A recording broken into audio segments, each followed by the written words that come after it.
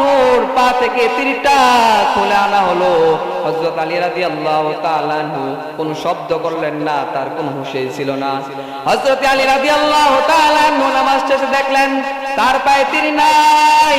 সাহাবায়ে কেরাম রাদিয়াল্লাহু তাআলা আনহুরা বললেন, ও আল্লাহর নবী সাহাবী আলী, তুমি তো নামাজে যাওয়ার আগে তোমার পা থেকে যখন তীর খোলার চেষ্টা করলাম, আমি দেখলাম যে তোমার পা থেকে যখন তীর খোলার চেষ্টা করলাম তুমি চিৎকার মেয়ে বেহুশ হয়ে গেলে।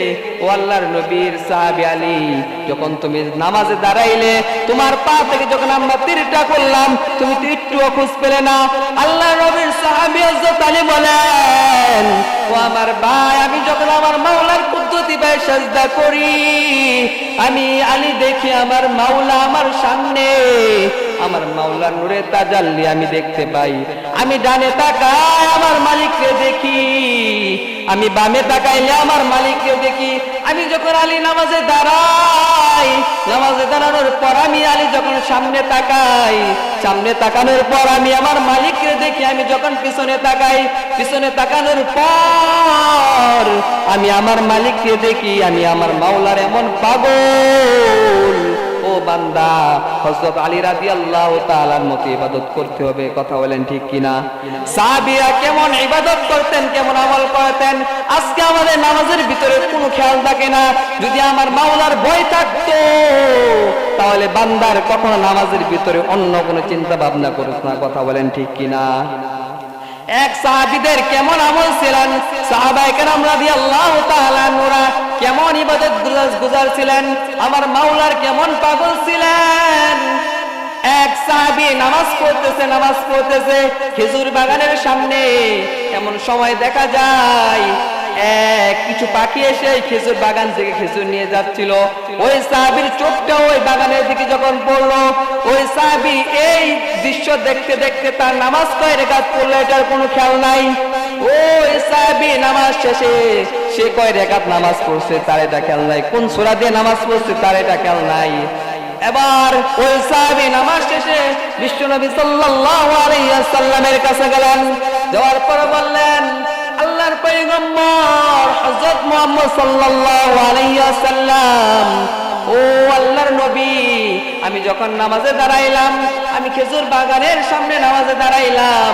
খেজুর বাগানের সামনে নামাজে দাঁড়ানোর পর আমি দেখলাম কিছু পাখি ওই বাগান থেকে খেজুর সংগ্রহ করতেছে। আর সংগ্রহ করার পর আমি ওই দৃশ্যটা দেখতে দেখতে আমি কয় রাকাত নামাজ পড়লাম এটা আমার কোনো খেয়াল নাই।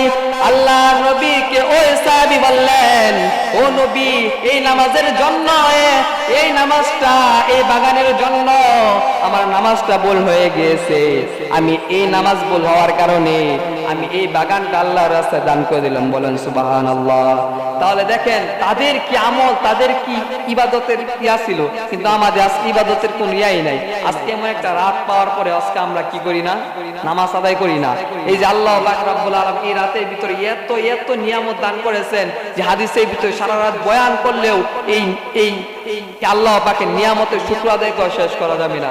আল্লাহ পাক রব্বুল আলামিন কত আসমানে নেমে আসেন আর বান্দাদেরকে ডাকতে থাকেন, ও বান্দা তোমার কি চাওয়া আছে আমি আল্লাহর কাছে চাও। আর তুমি কি কত গুনাহ করেছো, তুমি তোমার কত কোন গুনাহ করেছো, তুমি আমার আল্লাহর রহমতের দিকে আমি আল্লাহ কেমন রহমান। আল্লাহ পাক রব্বুল আলামিন পবিত্র কোরআনুল কারীমের ভিতরে আল্লাহ বলেন, ও বান্দা আমি কেমন রহমান, আমি কেমন গফফার, কেমন ভাবে ক্ষমা চাইবা।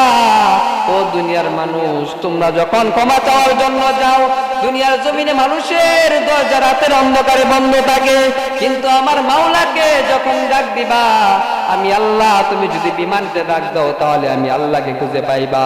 যদি তুমি মাটির তল থেকে আমার মালিককে আল্লাহ বলিয়া ডাক দাও তাহলেও তুমি আমার মালিককে খুঁজে পাইবা। তুমি যদি আসমান থেকে আমার মালিককে ডাক দাও তাহলে তুমি আমার আল্লাহকে পাইবা।